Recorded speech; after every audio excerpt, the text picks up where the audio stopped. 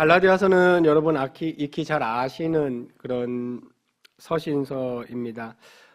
신약에서 굉장히 중요한 서신서이기도 하고 중요하지 않은 책이 어디 있겠습니까마는 사도 바울이 쓴 서신 중에 가장 격한 표현으로 되어 있는 서신이기도 하고요. 강력한 표현으로 써 있는 서신이기도 하고 목사들이 성도님들도 마찬가지죠. 목사님들이 갈라디아서를 굉장히 저도 좋아하는데 좋아하는 이유는 앞부분에 굉장히 강력한 복음적 메시지와 함께 또 뒷부분에 가면 그렇게 따뜻하게 이를 데 없는 삶의 적용이 함께 어우러져 있는 아주 멋진 서신이라고 할 수 있습니다. 그렇게 강력하고 저주라는 단어까지 써가면서 서신을 시작했지만 뒤에 가면 우리가 잘 아는 성령의 열매도 나오고 사랑으로서 역사하는 믿음이라는 표현도 나오는 아주 멋진 서신이라고 할 수 있겠습니다. 먼저 갈라디아서의 중심 내용은 오직 믿음으로만 그리스도인은 은혜를 받고 자유함을 얻는다는 내용입니다. 저자는 사도 바울이고요. 수신자는 갈라디아 지역 교회들인데 갈라디아 교회라는 한 교회만 보낸 서신이 아니고 그 갈라디아 교회를 중심으로 하는 그 지역의 교회들에게 그 당시 서신을 사도 바울이 보냈을 때는 회람용으로 보냈거든요. 이렇게 한 교회에 보냈을 때 에베소서를 보냈다면 같이 이렇게 돌려서 봐라, 읽으라 그런 뜻으로. 갈라디아 교회는 오늘날 지중해가 이렇게 있고 위에 이제 터키 아니죠? 뭐죠? 튀르키예? 네, 튀르키예가 있으면 그 밑에 이렇게 지중해가 있잖아요. 네, 그 남쪽 연안에 이렇게 몰려 있던 교회들에게 보낸 편지예요. 편지를 왜 보냈을까요? 사도 바울이 왜 이렇게 격하게 편지를 썼을까요? 사도 바울이 교회를 세우고 거기다가 이제 그리스도의 복음을 전했는데 어떤 사람들이 들어왔어요. 그 교회에 이제 새신자라고 들어왔겠죠. 오늘날 수법이 저기랑 똑같아요. 뭐죠? 네, 신천지랑 똑같아요. 그러니까 이제 이단들도 성경에서 소스를 다 가져오는 거죠. 네, 들어와서 근데 너희가 믿고 있는 건 맞는데 거기에다가 이렇게까지 해야 돼 그러면서 더 했던 거죠. 그때 갈라디아 교회에 들어온 이단들이 더 했던 얘기는 뭐냐면 스스로를 이제 자기들도 그리스도인들이라고 칭했어요. 우리도 예수 믿어. 우리도 하나님의 은혜로 구원받았어. 그랬지만 그런데 끝까지 기독교인이 되려면 요거 해야 돼 그러면서 가르친 게 뭐냐면 할례예요. 할례. 그때 유대인들이 가졌던 할례를 받아야 된다고 했고 또 더불어서 여러 유대인들의 절기를 지켜야 된다 이렇게 가르쳤습니다. 이게 왜 이렇게 잘못되고 심각한 걸까요? 사도 바울이 전했던 복음은 우리 앞으로 이 시간을 통해서 배우겠지만 오직 믿음으로 하나님의 은혜로 구원을 시작한 게 아니죠. 제가 여러 차례 반복을 할 겁니다. 구원을 완성한 겁니다. 그러니까 정확히 말하면 예수 그리스도께서는 기독교 신자들의 구원의 길을 열어놓으신 게 아니라 구원을 끝내신 거죠. 이게 기독교의 복음의 핵심입니다. 근데 그 사람들은 어떻게 주장했냐면 하나님의 은혜로 오직 하나님의 은혜로만 하나님의 백성이 되는 건 맞아 그랬습니다. 그건 맞아. 여기까지 우리랑 똑같죠?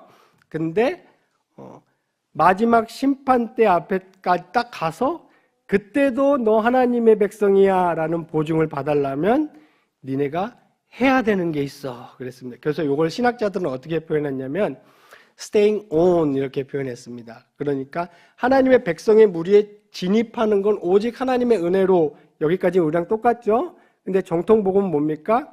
하나님이 은혜 견인하시는 성도를 끝까지 붙잡아주시는 은혜로 우리는 영원히 구원을 확보하고 확립한 겁니다. 이게 구원의 자유고 구원의 은혜거든요. 근데 그 사람들은 뭔가 좀 은혜로 들어왔으니 이제부터는 니네 책임이야. 니네가 할례도 받고 절기도 지키고 율법의 행위를 통해서 staying on 말 그대로 죄송합니다.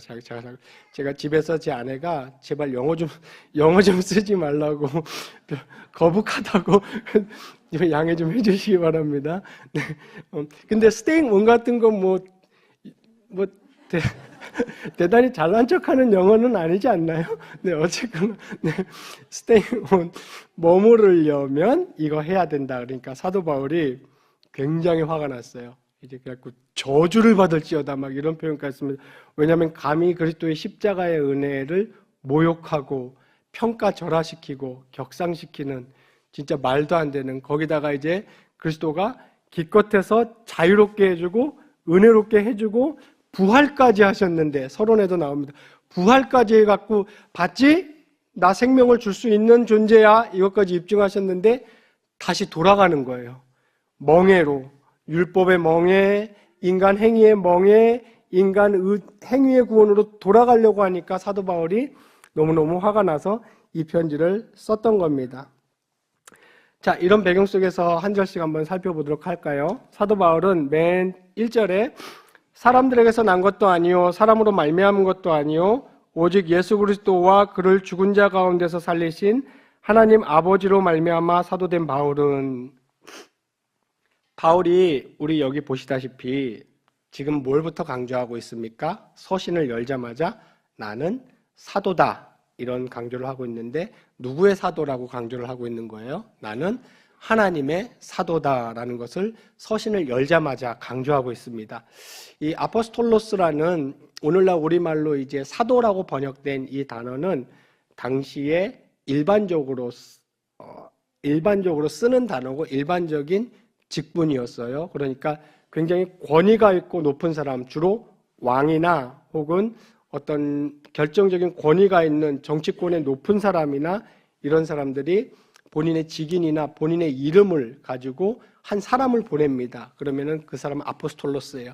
그 사람이 전하는 메시지나 말은 그 사람의 말이 당연히 아니겠죠? 이 왕의 말이고 이 고관의 말이 되는 거예요.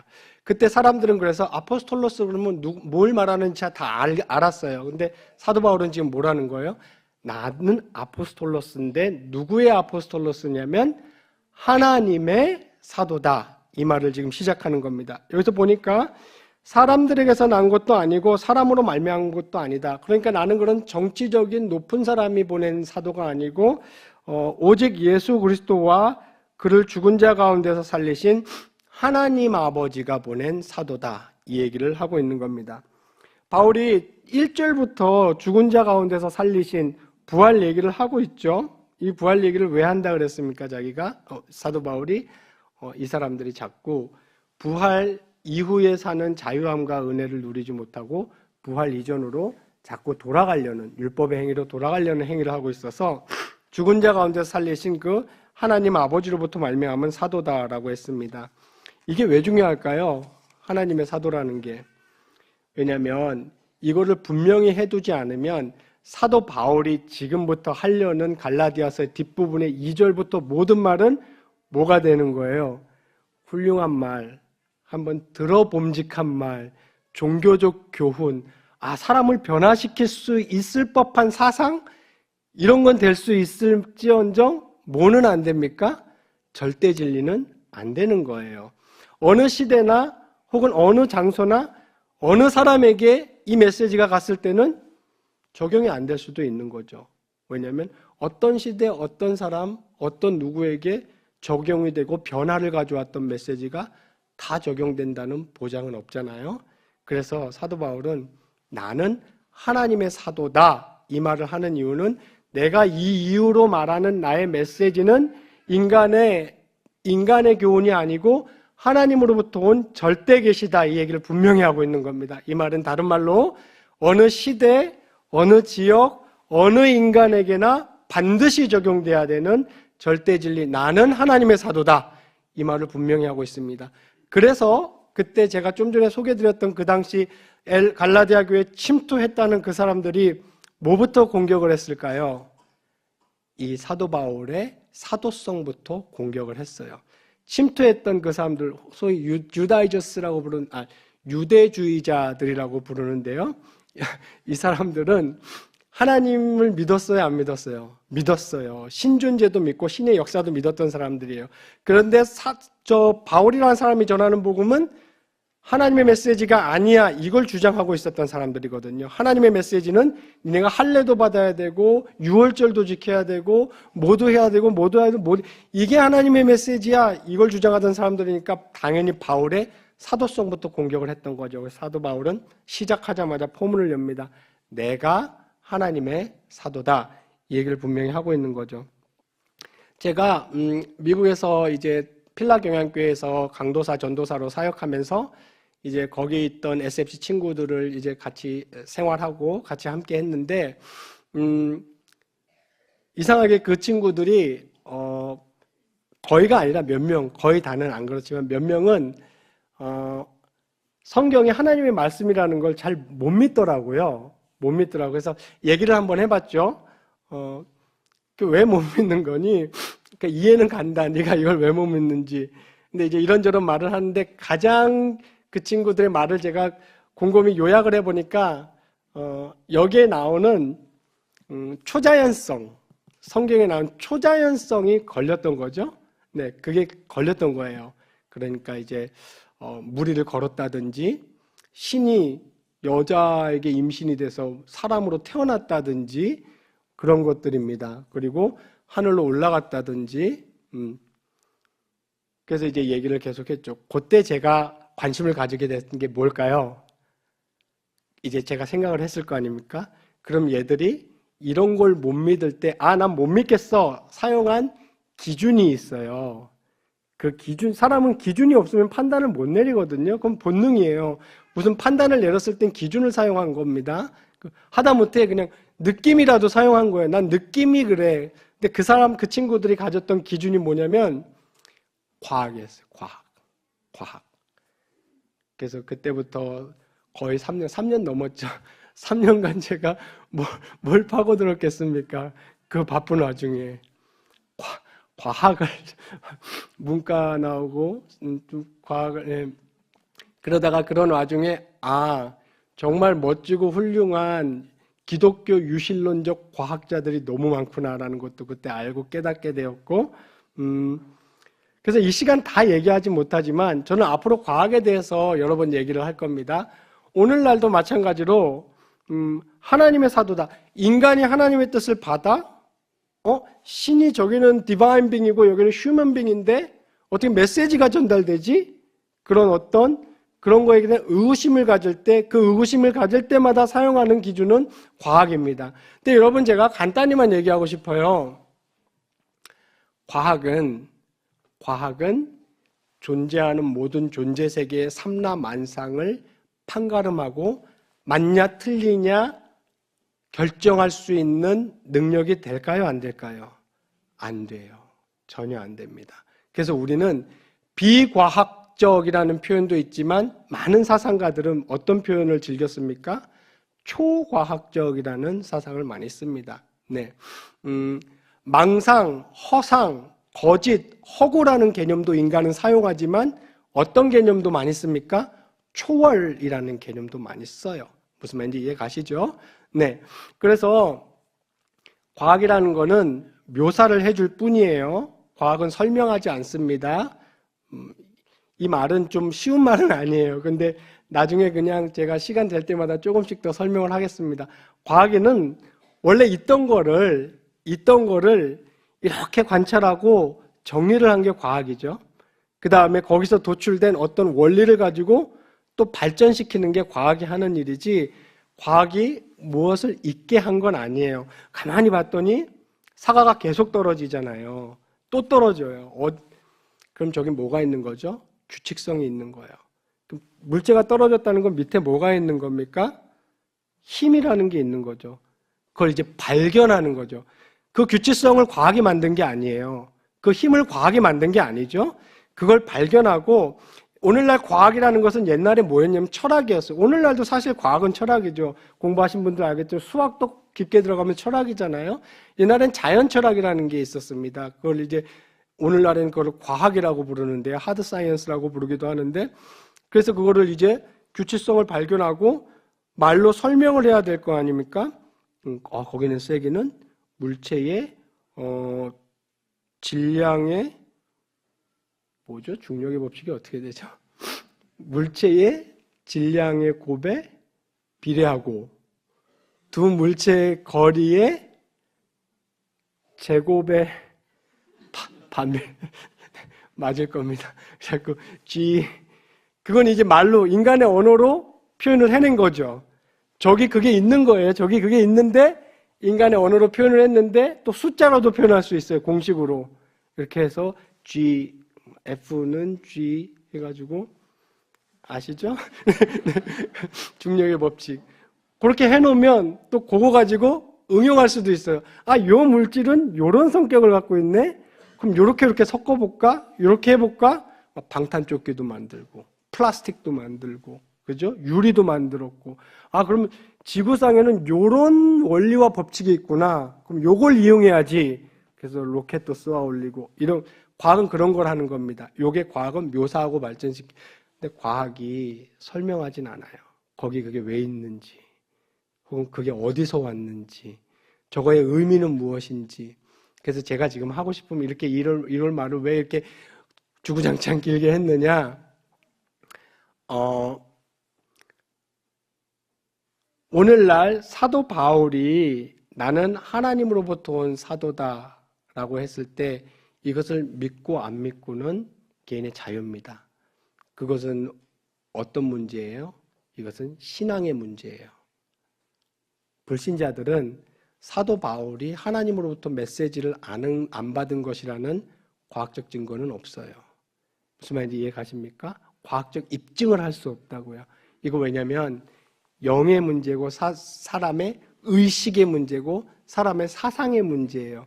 그래서 우리는 어떻게 표현합니까? 우리는 이것을 믿고 그 사람들은 이것을 안 믿는 거예요. 그 사람들은 마치 우리를 어떻게 비판해요?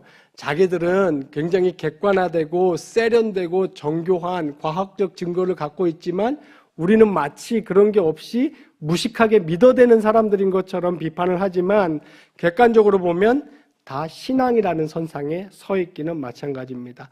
그분들이 주장하시는 진화론이라는 것도 과학적 증거가 있을까요? 없을까요? 없죠. 추론, 개연성을 가지고 추론을 하는 거죠. 우리가 믿고 있는 창조론도 과학적 증거는 없어요. 그런데 어떤 게 더 자연스럽냐? 저에게는 자존자가 있어서 이 모든 법칙과 물질들을 만들어냈다는 게 훨씬 과학적이고 합리적이고 자연스럽게 받아들여집니다. 저 사람들은 저게 더 자연스럽고 과학적이고 합리적으로 받아들여지는 모양이죠. 그렇다면 제가 다시 결론을 짓습니다. 신앙의 문제인 겁니다. 이걸 믿느냐 저걸 믿느냐의 문제지 과학적 증거의 문제가 아니에요. 그래서 과학은 훌륭하고 멋지고 결정적인 도구이지만 존재하는 모든 저 은하의 갤럭시와 인간의 의식과 인간의 영혼의 문제와 카르디아의 문제와 존재의 문제와 인간의 삶의 의미의 문제와 내세의 문제와 인간이 존재하기 전에 인간의 문제와 이 모든 것들을 다 결정해버릴 수 있는 역량이 과학에게는 있습니까? 없습니까? 과학에게는 없어요. 없습니다. 그래서 엘빈 플란팅가라는 미국 철학학회 이제 회장까지 지내신 이제 칼빈주의자죠. 철학자가 어떤 비유를 썼냐면, 제가 이 얘기를 좀 길게 시작하겠습니다. 어떤 비유를 썼냐면, 이렇게 길거리가 있어요. 길거리가 있는데 어떤 사람이 자동차 키를 잃어버렸어요. 그런데 여기 이렇게 가로등이 하나 있어요. 근데 가로등이 요만큼 비춰요. 그럼 사람은 본능적으로 어디서 먼저 찾아보겠어요? 그 불빛 밑에서 찾아보죠. 근데 거기서 키를 발견 못했어요. 그러면 합리적인 사람은 이 불빛 밑에는 키가 없네 이렇게 생각할까요? 이 불빛 밑에 키가 없으니까 이 길거리에는 내 키가 없네 이렇게 생각할까요? 전자죠. 합리적인 사람은 그렇게 생각합니다. 그래서 엘빈 플란팅가가 이렇게 얘기했어요. 이 가로등은 과학의 빛이다. 과학의 빛이다. 신존재, 신의 역사, 사람의 내세, 존재하는 것들의 의미들 이런 것들을 과학의 불빛 밑에서 한번 찾아보자. 근데 이 과학의 불빛 밑에 안 들어온다면 우리는 어떤 결론을 내려야 되냐면 이것은 과학으로 다룰 수는 아직까지는 없겠네. 이런 결론을 내리는 게 과학적 사고예요. 이 과학의 불빛 밑에 안 들어오니 없음, 허구임, 가짜임 그런 일은 없음 이렇게 결론 짓는 거는 비과학적 사고방식입니다. 비합리적 사고방식이고 자연스럽지 않은 사고방식이에요. 과학은 밝은 빛을 비추지만 절대 빛은 과학은 될 수가 없습니다. 그러므로 사도 바울이 나는 하나님으로부터 온 사도다. 그리고 사도 바울이 지금부터 하는 모든 말이 신에 계시고 절대 계시고 인간이 받아들여야 하는 말이다라는 것을 믿고 안 믿고의 차이입니다. 저는 그것이 받아들여지고 믿어져요. 안 믿으면 어쩔 수 없죠. 근데 불신자들이 마치 우리가 무식한 사람인 것처럼 과학의 등불을 딸랑딸랑 들고 와가지고 과학의 램프를 이렇게 들이댄 다음에 이 램프의 빛 안에 안 들어오니 사도 바울의 사도성은 허구다라고 말하는 것은 굉장히 비과학적인 사고고 주장입니다. 그래서 저는 여러분에게 갈라디아서를 시작하면서 이것을 분명히 해두셨으면 좋겠어요. 첫 번째, 우리는 사도 바울이 지금부터 주장하려는 이 갈라디아서의 복음의 내용은 하나님으로부터 온 신적 계시이고 하나님의 절대 계시입니다. 우리는 여기에 우리 모든 생명과 우리의 존재하고 있는 삶의 의미가 여기에 달려 있는 거예요. 이것을 믿고 안 믿고의 차이고, 저는 여러분들이 성경을 대하실 때 이것이 하나님의 절대 계시이고 절대 진리임을 믿기를 정말로 바랍니다. 완전히 믿고 전적으로 믿으셔야 돼요. 이거 뭐 어떤 드라마에 나오는 대사 같은데 완전히 믿고 전적으로 믿으셔야 됩니다. 그게 절대 계시의 성격이고, 제가 다시 말씀드리지만 혹여라도 어떤 분들이나 어떤 사람이나 주변 사람이 뭐 살면서 이런 논쟁을 할 일은 거의 없을 거예요. 사실 정치 얘기하고 종교 얘기는 안 하잖아요. 근데 혹시라도 그런 주장을 듣거든 제가 여러분들에게 부탁드립니다. 정말 주눅들지 마세요. 기독교는 과학적인 종교고 합리적인 종교입니다. 기독교에서 말하는 주장이 과학이 다룰 수 없는 주장들이 많아요. 과학들이 취급할 수 없는 주장들이 많아요. 그거는 초과학적인 것이지 비과학적인 것이 아닙니다. 성경은 절대 그런 책이 아니에요. 하나님의 주장은 절대 그런 주장이 아닙니다. 오늘 바울의 사도성까지 하고 다음 시간에 이어서 계속해서 갈라디아서 공부해 보도록 하겠습니다.